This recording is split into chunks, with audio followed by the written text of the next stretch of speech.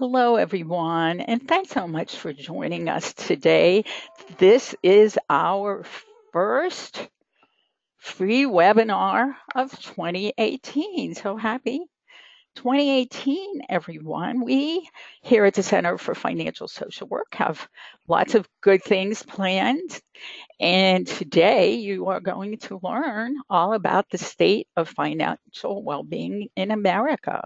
And I'm so excited and so appreciative of having Irene Scricky with us today. You can see she is the Senior Financial Education Program Analyst at the Office of Financial Education at my very, and should be your very favorite organization also, the Consumer Financial Protection Bureau. I will let Irene tell you a little more about herself when I turn this over to her. Welcome, Irene. So, those of you who have joined us in the past probably know how very highly I think of the Consumer Financial Protection Bureau. It is absolutely the best thing that ever happened to consumers in this country. And if you're on Twitter or any other social media where you have the opportunity to tweet or retweet or share anything about saving the Consumer Financial Protection Bureau and the amazing work that they do, by all means, know that you're doing it for yourself, for your family, for your clients, and for your organizations.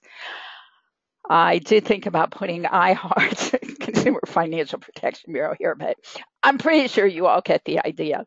So, moving right along, let's get started with a poll. We only have 2 polls today, but okay, here's number 1. And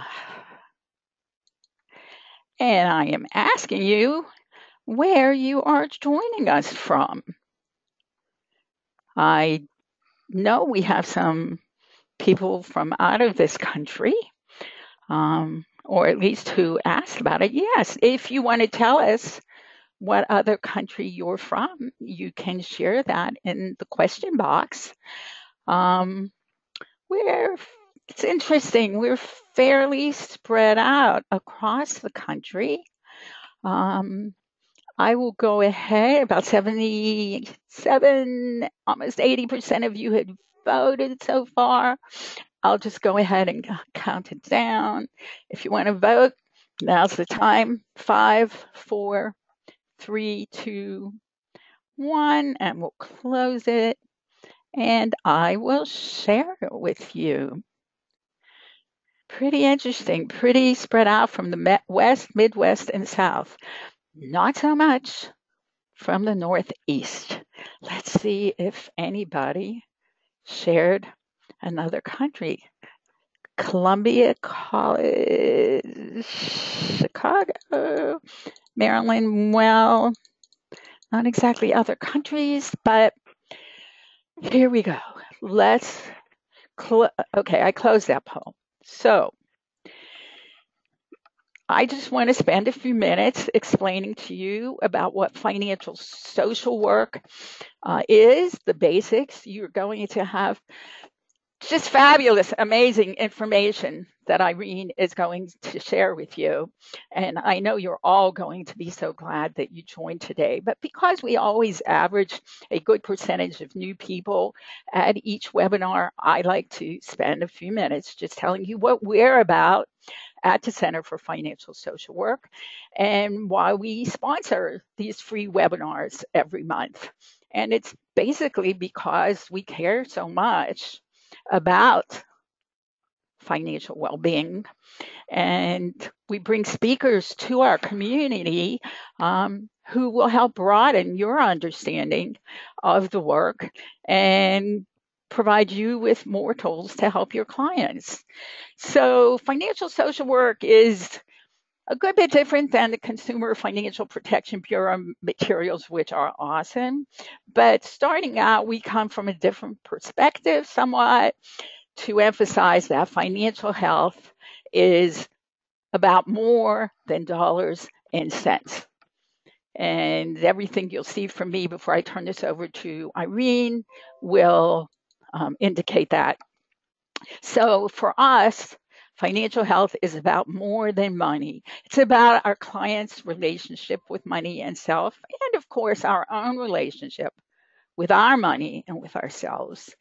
And because that is the kind of driving force behind financial behavior. And financial behavior, of course, is how we earn, spend, save, share, and borrow.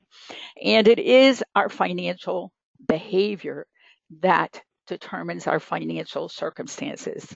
So it's as simple as that and as complicated as that.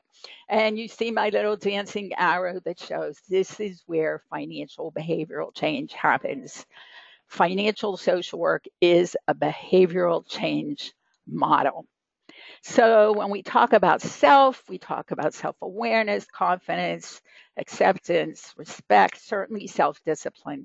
These are about being healthier with yourself.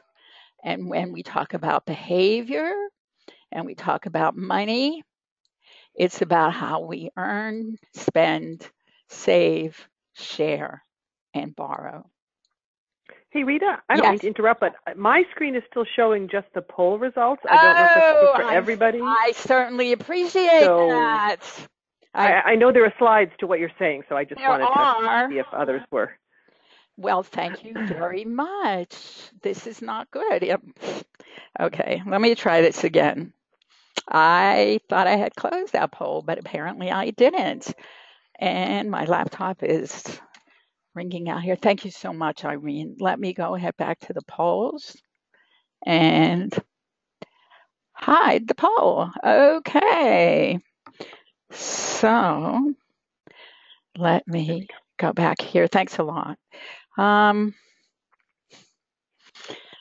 Technology. Can't live with it, can't live without it. So yes. So I was talking about the fact that we focus on the fact that financial health is about more than money. And so when we talk about making friends with our self and making friends with our money, we're talking about self as far as awareness, confidence, acceptance, all those important pieces of self. And then we talk about behavior and we talk about how we earn, spend, save, share, and borrow. And I guess you didn't see my magical little dancing arrow from before, but I guess we'll just go ahead and skip that for now. So this is how we approach it from a whole person perspective. We talk about making friends with your money and making friends with yourself. As I said, it is a behavioral model, and all of these components are part of the whole person. The other people in our lives, their wants and needs and choices impact our decision making. Society, we are all part of many different organizations, religions. All of these are part of the whole person when we want to help people become financially healthier. We take a life cycle perspective and we understand and examine how financial well-being influences mental, physical, and all other areas of well-being and health. And while this is certainly not remotely linear, we come at it from this perspective. It starts with our relationship with our money and self. Then it's about improving financial behavior, developing healthy habits, money habits, then making friends with our money so that we don't see money as the enemy because it isn't. And when we think that it is, then we tend to blame money for all of our problems. And then expanding financial knowledge. And these are the four sequential core principles of financial healing. And this is that life cycle model that starts in childhood and moves right through preteen, adolescence, young adult, and beyond. And these are all important stages that have certain expectations to achieve financial health and well-being. So the model is ongoing, highly experiential, and behavioral. It incorporates ongoing financial education, motivation, validation, and support. It's very interactive, introspective, and strengths-based, and it works very successfully with individuals and with groups. And we have many practitioners doing financial therapy. We incorporate in our financial social work certification the transformational learning and the trans-theoretical model of behavioral change. And that's a main reason that our model works. And I want to get this over to Irene, so I won't spend too much time on this, but we focus on inner money self because dollars and cents don't make our financial choices. And that's an important perspective to understand. Financial circumstances originate from within the money self. Your money self includes your thoughts, feelings, and actions with your money and with yourself. And that is our psychosocial approach. So our definition for financial healing, which precedes financial well-being, is that it requires addressing the emotional, physical, mental, and psychological damage and challenges of financial problems and financial well-being. And you will hear a different definition from Irene, but there are a number of them floating around, and we believe that it's embracing the financial component of your life. So money is not a constant concern and stressor, and feeling being more in control of your money and your life. And someone with a healthier money self engages more readily, is more hopeful, is more eager to change, and more prepared to succeed. And this graphic, for those of you who haven't been with us before, is our goal to help clients make peace with their money.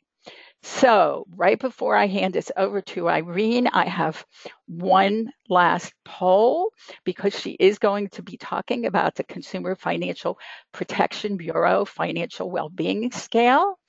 And I wanted to see, let's,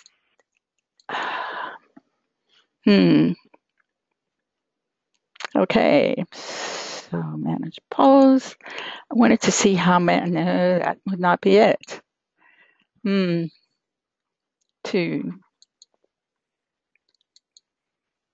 I am trying to do this. If I can't get it, I guess I'll just turn it over to, oh, here it is. Okay. So I will launch this. And let's see how many of you are familiar or using the Consumer Financial Protection Financial Wellbeing Scale. Oh, this is great. This is great. Oh, I can't wait to see the results. Well, it's actually more than I expected. What you think of the results, you'll have to, maybe it's not so great. It's just higher than I expected. Okay, so 80% of you have voted. I'll give you another few seconds and we'll go ahead and close it out. And then I'll try to remember to hand this off to you, Irene. Oh, good grief. Okay, technology. Okay, so I'm going to close it and I'm going to share it. And I thought that was pretty good, Irene. Yeah, no, and it's also just, it's always interesting to see, you know, what level of knowledge there is, and we've heard of it and tried it, so very cool. Okay, so I will hide this now, and that's hidden. Now I'm going to pass this over to Irene. Okay. Okay.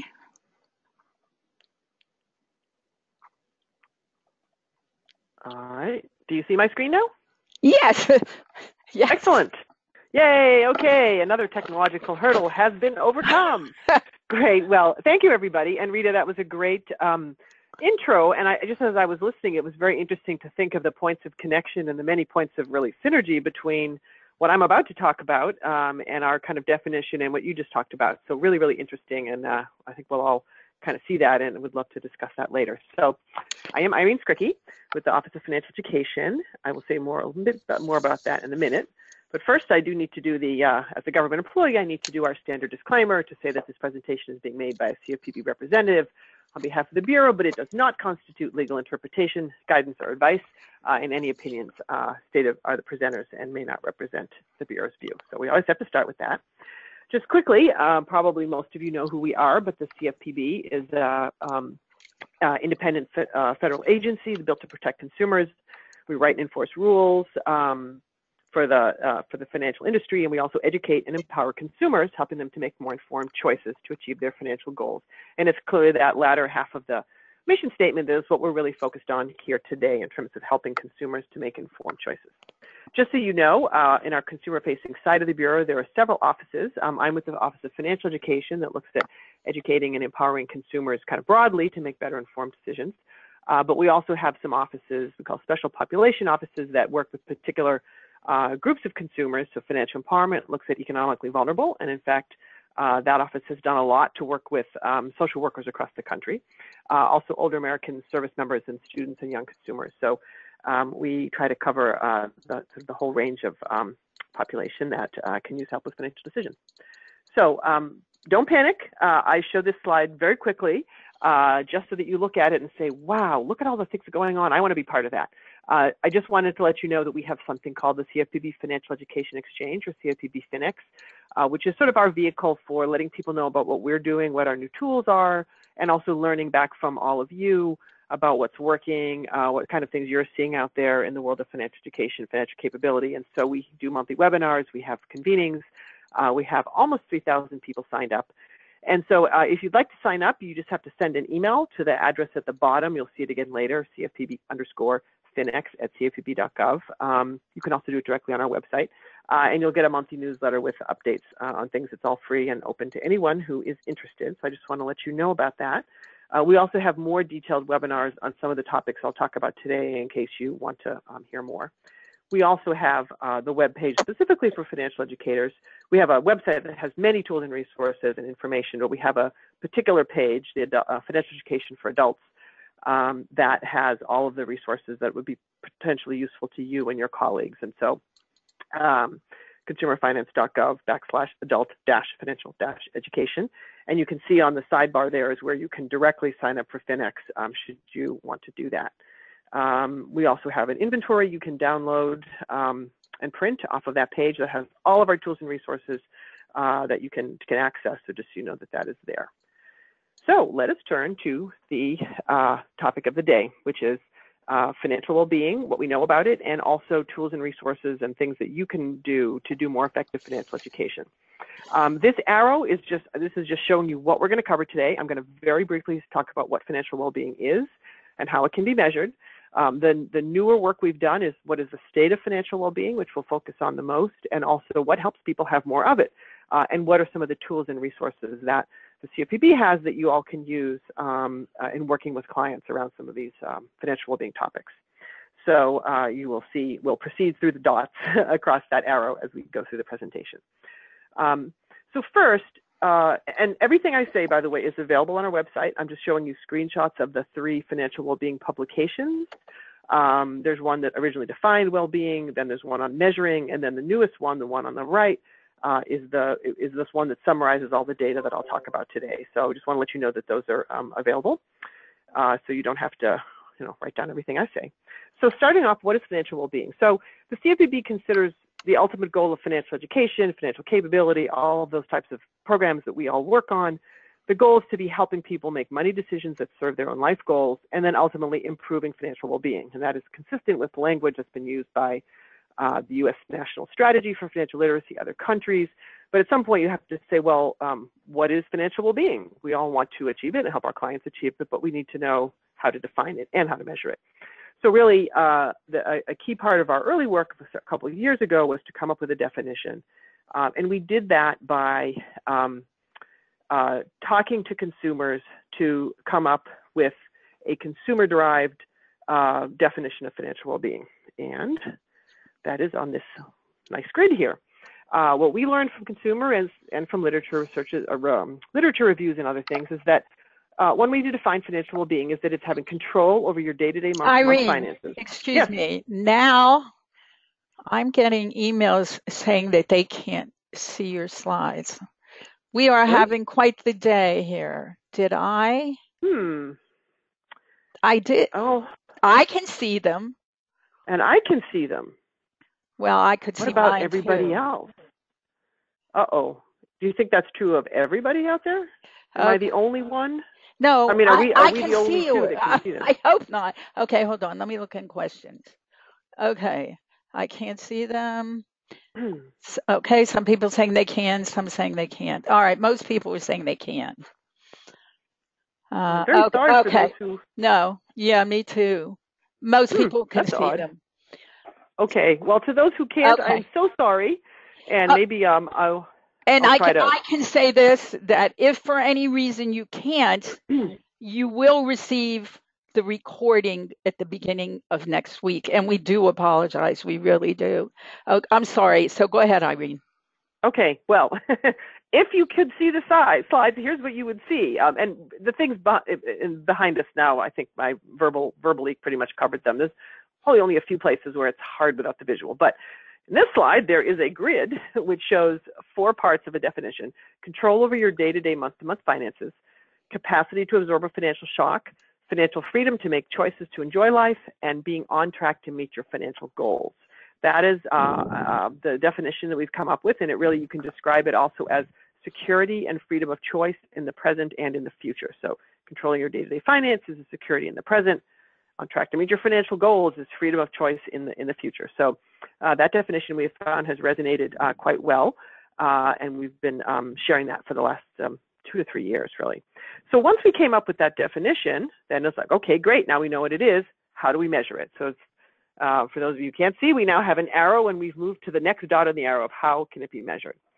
And just note, the thing about the definition that's interesting, I think, is that it's a common definition, but it will vary greatly depending on the specifics of what each individual person wants to achieve in life financially, what their own individual goals are. So it is flexible in order to accommodate, the differences in what people are trying to do. So in order to create, we needed to create a new tool to measure that definition that could account for differences in consumer circumstances, life stage, preferences. And so using state-of-the-art research methods, we developed, tested, and validated a financial well-being scale. And a scale is, what that is multiple questions that can be scored to come up with a single number of something that can't be directly observed. The SAT is sort of an example of a scale, right? You answer a bunch of questions, it gives you one number. This is similar. So it was a natural tool to use to measure the concept of financial well-being. So what this scale does is it's based on consumer perceptions of well-being. So it's not measuring, your income or your credit score. It's on how you think you're doing. It's reliable and valid. It's rigorous, simple, produces a single score, and it's something that can then be used in common across different types of programs. And it is actually out there available, as we know from the earlier survey. There's a percentage of you already using it, which is great. And so there are 10 questions on the screen now. This is the scale. It is 10 fairly simple questions, but they actually are measuring something quite rigorous. And so you can see it's a mix of sort of objective and subjective statements. So, for example, one of the questions is, giving a gift for a wedding, birthday, or other occasion would put a strain on my finances for the month. And you say if that's true, always, often, sometimes, rarely, never. And really, that's getting people to think about how much slack they have in their budget. But another statement on this list of questions, which is, I can enjoy life because of the way I'm managing my money, prompts a deeply personal reflection of what an individual values in their life. What are they enjoying life the way they want to, and if they feel in control of their money. So these questions are pretty simple to answer. You don't need to look at your financial statements or bank accounts, but along with the scoring procedure, you come out with a rigorous way to make a distinction between people with different levels of well-being. So this came out a couple years ago, and this is just summarizing. So again, a standardized number between 0 and 100. We set it that 50 was about the average. So this is it's not an academic thing where if you're under 60, you're failing. I always have to tell people that so they don't worry about those numbers. And you can use the scale for research purposes. You could use it as a conversation starter. You could do a number of things with it. So once we came up with that scale and put it out there, we then did a study. We wanted to better understand the state of well-being in America and how other factors relate to an individual's level of financial well-being. So here's the new stuff. Everything I've said so far has been out for a couple of years, or a year and a half or so. What came out last fall was the results of our survey. So what we did is we conducted the National Financial Wellbeing Survey. It was done in late 2016. The results were published by us in late September of 2017. What we did is we took a sample from a online panel that was designed to be nationally representative in both English and Spanish, and surveyed 6,400 adults. And we asked them both the 10-question scale that you just learned about, and then a whole bunch of other characteristics and situational, personal factors that research has suggested might be important to well-being. So, for example, and I'm not going to read this whole slide, but it includes sort of demographics, household family characteristics, income and employment, savings and safety nets, financial experiences, financial skills, behaviors, and attitudes. In our report that I showed the screenshot of earlier, we present findings on all of the factors you see up here. But for today's presentation, I'm just going to pull out a few high-level takeaways and for a few specific subgroups. But if you're interested in any of the other data, it's all available. In fact, you can even, for those of you who are researchers, download the data set. It is publicly available, de-identified, no personal information, but you can actually do your own research with it. So this is what we're working with. So what did we find?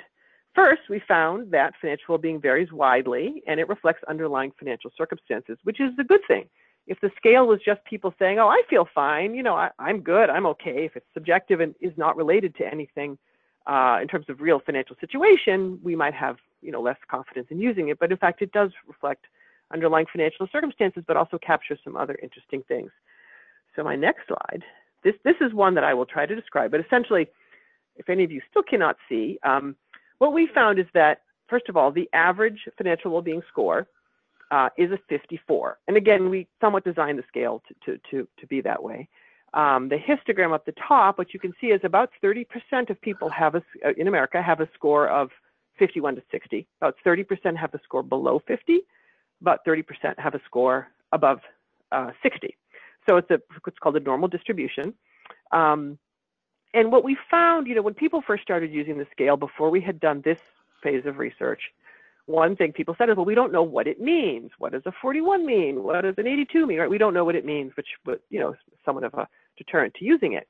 The great thing about this survey is we know a lot more now. And so what we found, kind of a simple way to think about it, is that for people who have a score of under 50, most of those people are having difficulty making ends meet and even paying for basic needs like food. So essentially, if you look at the first two lines on the grid there, people are having significant issues with financial security. So basically, under 50, not a good thing.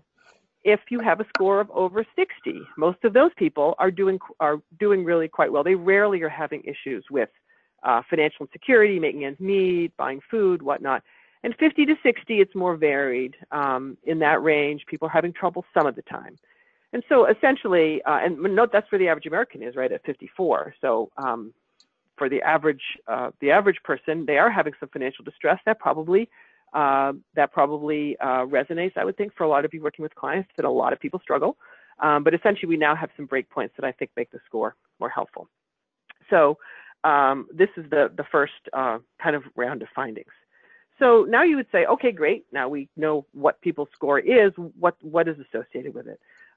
These are going to be descriptive statistics. They're correlations. We haven't yet done some of the more advanced modeling that would imply causation. So, you know, we'll be careful how we phrase it here, but now you can see kind of how it breaks out by different groups. When we say that it varies widely, that many things are associated with it, what's interesting is that there's no single factor alone that determines financial well-being. I'll show you in a minute, for example, that at all household income levels, financial well-being scores vary widely. And so there are people with lower income who can have as good a financial well-being score as someone with a higher income. It's depending on many different things, which is actually quite interesting. So first thing I'll show you, I'm just going to show you a few of these breakouts, and I'll explain what this kind of funny looking graph means in a second. But the first factor I'll show you is how does financial well-being vary by age? Well, the average goes up over time. The older a person is, the higher their financial well-being tends to be. Not an extreme difference. What you're seeing here, and again, hopefully many of you can actually see it, is this average score for that age group is the black line in the middle. So for age 18 to 24, the average score is 51. For age 75 and older, the average score is 60. You can see it goes up. The gray bars show you sort of how wide the variation is within that age group. So what you really want to look at is how much overlap is there. The less overlap between the gray bars in different bands, the more that factor matters. So you can see age is important, but not huge, right? A lot of people in 18 to 24 have scores as high as people in the 65 to 74, but it does go up over time. That could be, for any of a number of reasons. You have higher income often as you get older. You have increased asset accumulation. You may have access to Social Security and other benefits you might not have when you're younger. But there's still a great deal of variability. So let's take a look at another factor. And the next few I go, you'll see that the graph kind of stretches out side to side, meaning the factors are more significant. So what would you think would be a big predictor of financial well-being? Well, people first thing would say would be income, right? Income really matters. So let's look at income. If you'll notice now, the bands have stretched out a little more. So if you have less than $20,000 in income, the financial well-being score on average, again, on average, not for everybody, is a 46, right? And under 50 is not good. If you have 100,000 or more in income, the average well-being score is 60. So that's a big difference. Obviously, income matters. You can see that. On the other hand, there's also a great deal of overlap. So there are people who are making in the lower incomes who have higher well-being scores than those at the very highest income, and vice versa. There are people who are struggling a lot at any income. So essentially, income matters, but it's not the only thing that matters. And again, that kind of probably makes sense to all of us, that there's behaviors and other factors and other things that can have an impact as well. But certainly income matters.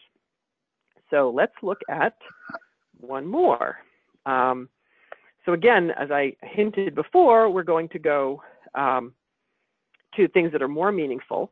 The next one I'll show you, of all the categories we examined, and we looked at a lot, I'm only showing you a few here, the one that had the biggest impact, I shouldn't say impact, it's technically not income, where you see the biggest differences is level of liquid savings. Now watch how much this spreads now.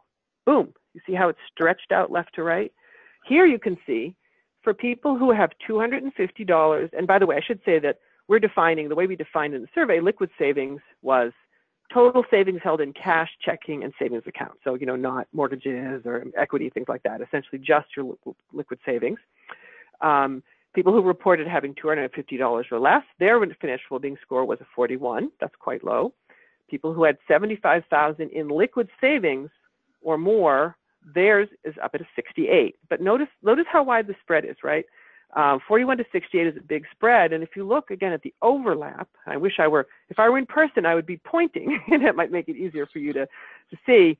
But the people best off in that $250 or under, there's almost no overlap between the highest well-being scores on the far right for them and the lowest well-being scores for people with $75,000 in savings. So basically that's saying it is a really big predictor. And again, that makes sense, right? If you have less than $250 in money to help yourself, to fix the car if it breaks, you're probably going to be having a lot of financial struggles. And so this really makes the case that savings is a very big determinant, or is descriptively very correlated with financial well-being. Now, obviously, if you have more money, it's probably easier to save, and there's many other factors involved. But this just really makes the case that savings is very important, and that is, again, the most significant thing that we saw, or the largest difference across financial well-being scores. So I'll show you a few more that I think will hopefully be of interest as well for those of you who are doing financial education, financial capability, or working with folks on those issues. This is a slightly different type of diagram. We call it the green lollipop diagram for obvious reasons.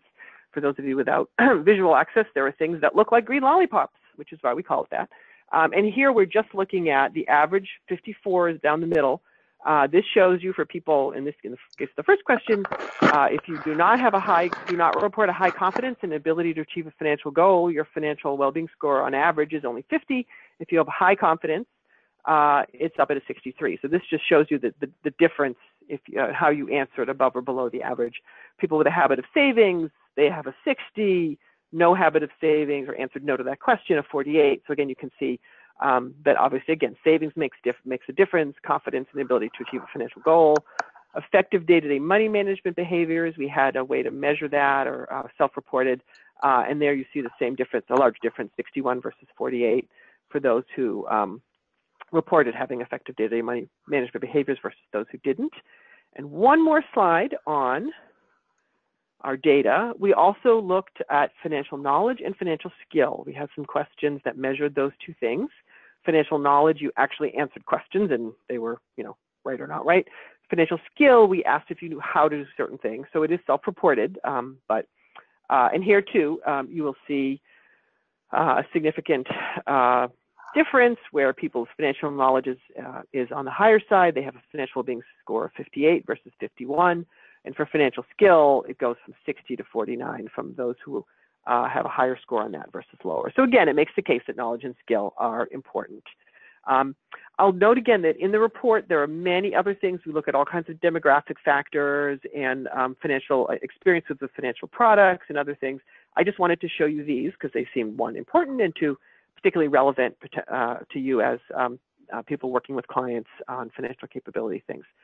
So the last thing I will turn to is, well, great, now we know all that, so what can we do? And here, I will first find my correct page here.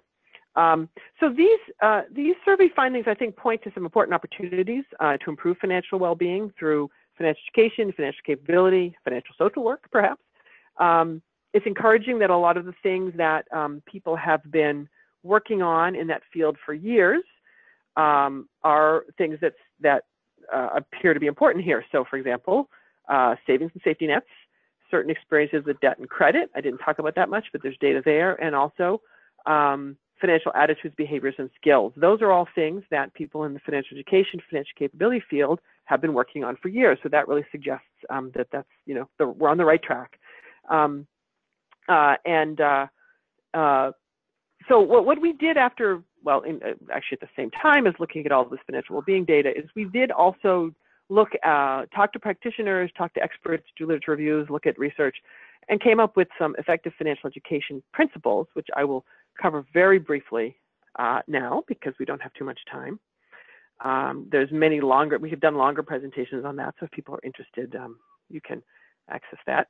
But let me, before I turn to that, we never know quite the right place to put this slide. But for those of you who want to use the scale, again, it's always been available, but more recently we have released an interactive online tool.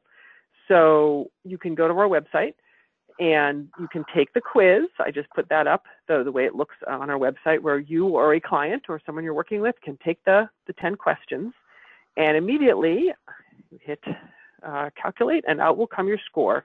It's shown across a little bar. It'll show your score. In this case, the score was a 51 for this sample. The average score comes to 54. And we try to indicate, we don't want to say you're doing great, you're doing terrible, but we did want to indicate places where you're doing better or worse. So you'll see that the under 50 and under 40 are red and orange, meant to indicate not so great. The above 60 and 70 are green or blue. And then the 50 to 60 is kind of a ominous yellowish color, meant to indicate, there's probably things you want to do to improve your financial well-being. So that you can get online. We don't collect the data, we don't keep it, so you can go, you can use it if you want, and then it is not saved by us. It'll then show you some of our tools and resources that you can go to if you as a consumer are looking for ways to improve your financial well-being. And you can also do comparisons, how you compare to people in the same age group as you, people in the same household income group as you, and employment status. Those were three things that seemed particularly meaningful. And so you can see it here. You can just see your scores at the top, the average is right below, and then you can see those bands for other ages. You can see, gee, I'm a 51, gee, if I was if I was 27, I'm at the same level as other 27-year-olds, but if I were 68, I'm doing worse than other 68-year-olds. So we thought that would be useful to people to kind of compare to what they might consider their peers. So now I'm going to turn very briefly to the next step in this work. And again, I'm showing you the screenshot of the report just to let you know that everything I say, plus much more, is available in a report online, Effective Financial Education, 5 Principles and How to Use Them. And there's also a sort of a 2-page briefer handout that also summarizes that. And this was really an attempt for us to take some of the insights that we gathered through the well-being research we just talked about, and figure out how to encourage effective financial education by proposing the knowledge, skills, attitudes that can help people to take action to achieve greater financial well-being, and really highlight the strategies that worked. So I know this is kind of, we're done with green lollipops, and now we've moved into large green bubbles. But this little model was meant, we did some thinking about how decisions and action gets taken in the financial world for consumers. And it's really a combination of knowledge and skills, we call know-how, so that comes out of the well-being research. Motivation also, right, the kind of personal attitudes and traits and the determination to accomplish your financial goals, combined with opportunity, right? Do you have access to financial products? Do you have the income to save? Do you have all those things out in the environment that can help you? When you put those 3 together, you get the action at the center of the big green bubbles. So this was helped us to kind of think about what different financial education strategies might help in these areas. So we took that big green bubble, added the financial well-being research, came up with initial 5 principles, did some literature review, talked to practitioners. We actually surveyed practitioners. We talked to lots of people in the field to get strategies to, first of all, make sure the principles made sense, and then to see what strategies would fit under those, and came up with the report. And what I'm going to do now is I am going to just tell you the 5 principles. I'm going to show you a couple tools for each that the CFPB has put out because they might interest you. They're things you can use. There's lots more research showing why these principles are effective or how or what studies show that I will not go through here because we don't have time. But again, for those of you who are interested in that, that is all available. In my experience, practitioners want to know, what do I do now? Not necessarily what's all the research behind it. So here are the 5. Ta-da! First, know the individuals and families to be served. Start by learning people's challenges, goals, situations, and tailor support accordingly. Second, provide actionable, relevant, and timely information. It really helps people to, actually move on something that is of interest to them at that moment or important to them. 3, improve key financial skills. And here we're talking about supporting people and learning how to do something, not just how to do it and apply it to their own lives. Fourth, build on motivation to help people clarify their motivations, connect to action steps, increase financial efficacy. I think a lot of the things that Rita, that you talked about earlier would fit in here around your financial, your money inner self, perhaps. And lastly, make it easy to make good decisions and follow through by creating an environment where it's easier for people to achieve their own goals, helping them navigate that environment, set up automated savings goals, set up reminders, do things that can help you make that environment work. And in the financial education world, make it easier for people to get to your programs and access your programs. Don't put up, barriers to that. So there's a lot more to say on each of these. I am going to jump over all of these slides, but don't they look interesting? Wouldn't you just like to know more? But for time reasons, we won't. I just want to show you. So for principle 1, know the individuals and families to be served. Some of the tools and resources that we have that fit that are things, for example, for limited English proficient consumers. So we have a report on financial education programs for immigrant populations that might interest you if you're working with those groups, and also newcomers guides. You can see here ways to receive your money, ways to pay your bills. They're written, and they're available in different languages. They're written for people new to the financial system, which could either be someone new to the country or someone new to the workforce, for example, a young person entering the workforce for the first time who might not know the differences between different ways to get your pay and what are the pros and cons and whatnot. So these are, again, available in multiple languages, but we've heard a lot of good feedback on that anyone new to this system can find them helpful. Principle 2, as we said, is around actionable, relevant, and timely information. I'm going to jump over all this great research and just show that the tools we have, for example, in terms of timely information in our Owning a Home online tool, which has a number of different things in it. It includes a way to get some real-time information on interest rates, mortgage interest rates available in your zip code, and for homes of a similar price to the one someone might be looking at and similar credit score. So it allows you to kind of say, hey, that mortgage rate that I got quoted, it looks like I might be able to do better. Let me shop around more and see if that's the case. Similarly, we have a number of publications on how to rebuild your credit, understand your credit score. So if someone is in a position where their credit is bad and they're looking to change that, this is information that is really relevant to them, as opposed to something more general. All of these things, by the way, they're like the credit piece, you can are things you can order in bulk, download, use for free. We encourage all of you to look into that. Okay, principle 3. Again, this is how to find reliable information, process it, and execute financial decisions. It's all part of key financial skills. Many interesting research things. I'll just show you a couple of our tools. One, we have an auto loan worksheet that allows a client to compare auto loans and really look at the costs, the longer term and shorter term costs of different types of loans, different lengths of loans, different interest rates, to help people, to shop better, essentially. Can also be used as a nice way to explain financing to, we find teenagers have liked this worksheet because it's, one, they're interested in cars, and two, it's a nice way to look at the implications of different loan terms on a loan.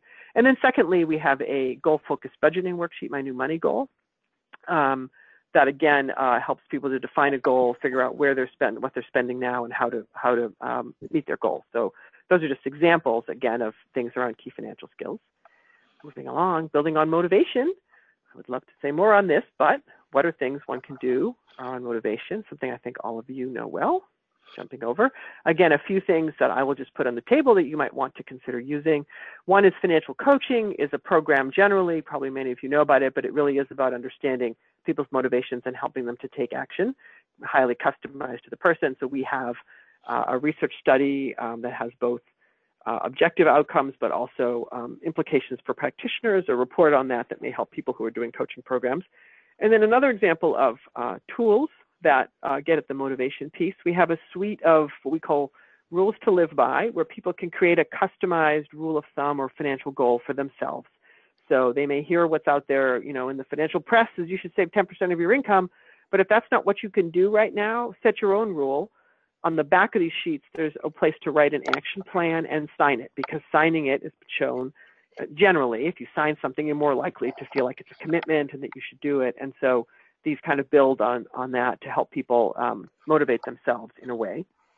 And last, make it easy to make good decisions and follow through. Again, I'm jumping over all these background slides. I'll show you two things. One is a worksheet to help consumers get feedback on where they are in their spending and their budget, so that at the point of making a purchase decision or a decision to spend money, they are know where they are in their budget. And so there's a number of things you can do around that based on a research study that we did. The idea being that, that part of your decision environment, knowing where you are in your budget, will help you make better decisions to meet your own goals. And then lastly, tax time savings. We've done quite a bit of work on that, a point where people are thinking about money, a good time potentially to save if you have a refund coming back. And so we have some resources, including this worksheet on, what do you want to save your tax refund for, and how do you want to save it, that can help people prepare before they go to get their taxes done or do their taxes themselves. It's using that decision environment to help people achieve their own goals. So all of these plus many, many more things are available on our website for any of you to use. And I think because we're short on time, I will pop over these last couple things. And I believe now, Rita, this is the point where I turn it back to you, correct? That would be correct. And if any of you have questions, go ahead and put them in the question box, and then I will ask your questions to Irene. Okay. And I send it back to you. Did it work? It did. Thank you. Oops, there I am again. Okay. So I know that was a lot, and I'm sorry that there's more things to be said, but also I'm very interested in hearing what all of you have to say. And again, everything you can find on our website, and we hope you will join FinX and engage in this discussion about financial well-being. So, okay, well, before we go to Q&A, I wanted to tell everybody about our February webinar, which is on February 15th, and it's called Whatever Happened to the American Dream. We have a great speaker. I hope he'll be as good as you, Irene. You were awesome. The information was wonderful. I know everyone really appreciated it. As a matter of fact, a couple of people did write in the question box saying that they do use your materials, and they too share my love for the Consumer Financial Protection Bureau. Okay, so you can register for this webinar if you'd like, right on our website under resources. Okay, and so our certification is 5 workbooks, self-study, self-paced. You have 6 months to complete it, and there is an online exam, and it does include 20 CEUs from the National Association of Social Workers, and our graduates use all of these original materials in the certification one-on-one with their clients. So let's see if you have questions for Irene. Okay, questions. Okay. I will say, Irene, that most people did say they were able to see it. So there were a lot of people writing in. I can see it. Okay. Good. Use the Consumer Financial Protection Bureau all the time. Are there limits on the amount of materials one can order from Consumer Financial Protection Bureau? Do we pay for shipping? Nope, it is, well, you don't pay for shipping. It's all free. You can order things in certain volume. So there is some upper limit. I don't remember what it is right now, but you can also do multiple orders. So I know people who've certainly done, ordered over time in order to give things to all of their clients. I think there's actually a minimum order where you can't order less than, I think, 50. But sorry, I've never been asked that question before. Leave it to us. That's right, to find the new question. What is the upper limit on what you can order? But we have sent out millions of publications over the years to educators. A lot of libraries order things, so we definitely encourage you to do that if that would be useful to your clients. There's a question, can those materials be emailed? But I think I know the answer to that. You can go to the website, right, and download it. Yeah, and download them and print them and email them to yourself if you want. They're all available. It's in the public domain. You can they're not copyrighted. So. Well, just tell people that we here are also doing a monthly download for 2018.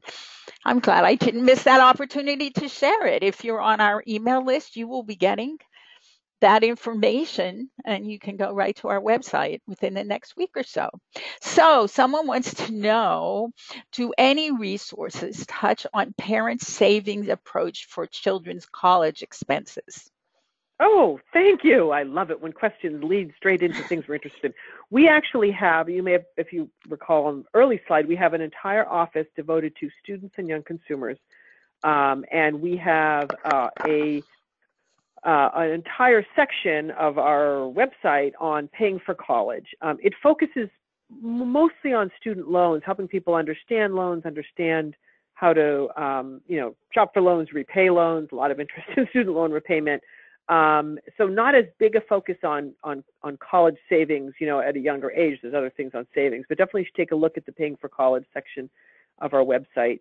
There is also a section of our website called Money as You Grow, which is around parents talking to kids and working with kids around money generally, not just around college, with activities for both younger, very young children, kids in kind of middle age, and teenagers, with different sort of skills and developmentally appropriate activities. So obviously when you get to the teenage age, college is an issue. So definitely take a look at that. And there are some things, I think, again, more on helping people manage debt and understand what they're getting into in terms of student loans, but there is some things generally on paying for college. Well, lots of people are saying thank you, thank you, thank you, and saying that they use your materials. Sweet. Wait, there was one. Are there any other tax saving materials online for tax season? There is a section of our website. I don't work on this directly, so we'll see if I can bring up my my limited knowledge about this. If you go to that, there are a number of different things for. There's a few for consumers, like that worksheet I showed. There are quite a few for people doing tax preparation. So spend some, save some. Like we had some posters. We've had some other lessons for practitioners on how to encourage savings at tax sites.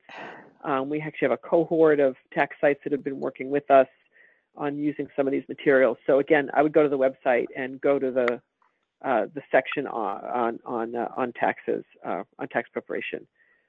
And that has fully exhausted my knowledge on our tax prep work. Someone asks about getting certified, and they want to know who they can talk to. That would be financial social work. And you should be able to see our 800 number right on the screen, 800-707-1002. And my email is there also. Now, I love the free resources from CFPB. I am, however, concerned with the change in focus from protection of the consumer to reduction of regulations on banking and financial institutions. Any thoughts on the future of the Bureau? I'm guessing you can't really. I cannot say anything about that, but so thank you for the question. I will just say, again, that we need to support the Consumer Financial Protection Bureau in every way we can, and that I believe that consumer regulations and banking and financial institutions, they are all part of the mix. And we just need to make sure that we continue to have an independent Consumer Financial Protection Bureau. And I have nothing to do with them. So have you found or heard of negative feedback in regard to the scoring of the financial well-being scale when working with clients? What is that? I'm sorry, this flipped out. I can guess what that is. So it's interesting you should bring that up. The scale it's a great research tool and it's a great resource. It can be a little challenging to use because you have to score, because it's a item response theory, which is a incredibly complicated research method. You don't just add up the responses and come up with a number. You have to look it up on a table. And I know that in practice, that can be challenging it's not hard to do. It's time consuming. You can't do it like on your computer automatically. Now, the new online tool that I showed briefly, you could actually go and have people take the test there and it'll pop the score out for you. That's new. So we've certainly had people say, oh, it's a pain. They don't like the fact that some of them are reverse coded, which means in some cases always is good, and in some cases, depending on how the question's worded, always is bad. And so you have to do this little reverse thing. So I know for any of you who haven't used it before, what I just said is probably completely incomprehensible. But yes, we have had that feedback. Unfortunately, for the scale to work, you have to score it that way, unless you automate it, which again we now offer that online. It's just a function of the way scales work. So my apologies. We are actually in the process of developing a toolkit for practitioners with tips on how to use it and how to use the scale and examples of how others have used it. And so there'll be more information that will hopefully make it easier, but it's sort of it's a reality of doing a scale like that it's just not so simple. But I would encourage people to try the online one. It'll at least do the scoring for you. Okay, a couple of people want to know if there's anything specifically for the elderly or persons with disabilities or adults with intellectual disabilities. Oh, yes, we have so much. Again, this is not in my immediate area of work, but our Office for Older Americans has, again, there's a part of our website just for that. We have all kinds of things. We have a planning for retirement tool which shows you the implications of claiming Social Security at different ages. We have a lot of information on fraud protection and scam avoidance for older Americans. We have guidebooks on, we have actually a curriculum we did jointly with FDIC, Money Smart for Older Adults. It has a particular focus on helping older consumers to avoid fraud, as well as just general good financial management. We have a whole series of guidebooks on helping manage for folks who have older relatives or friends, and they're helping to manage their money through different sort of legal designations. We have guidebooks in plain language on how to do that. We have guides on reverse mortgages, on choosing a financial advisor, retirement financial advisor. So we have all kinds of stuff. I strongly urge you to look at our website. We also have a program. And then on the persons with disabilities, there is actually a new companion guide to our Your Money, Your Goals toolkit, which was put out by our sister office, the Financial Empowerment Office. Sorry to be throwing you all these words at you guys, but there is a guide specifically on using Your Money, Your Goals, which is a very nice set of materials for persons with disabilities, which again you can find in this case on the empowerment section of the website. So we do have some resources for both of those populations, and I urge you to look and rummage around on our website and find some of those things. Well, the questions are still coming in, but we are past 3 o'clock, and someone gave a perfect ending to an almost perfect webinar, other than my part. And she said, just go to the Consumer Financial Protection Bureau website. She says they have tons of stuff, tons and tons and tons. And I have to say that one thing we have heard is that there's so much now that it's hard to, I mean, it's not so hard to find, but we are actually really thinking about how to make it easier to navigate for a particular, educator or person to find the materials that would be helpful in different settings. So we hear that the tons and tons is positive, but also there's a lot, and we're hoping to a little daunting, but right. A little commitment here and a little time and effort, because it is all there waiting for you. Irene Skricky, I cannot thank you enough for the great presentation, for everything we went through together today before. I, along with everyone else, really appreciate you, and hope we can do it again sometime. Absolutely. I would love to. Thank you. And it was great to be here on the call with all of you. All right. Thanks again. And everybody have a beautiful rest of the day. And I hope we'll see you back here on February 15th for our next webinar. All right. Bye now.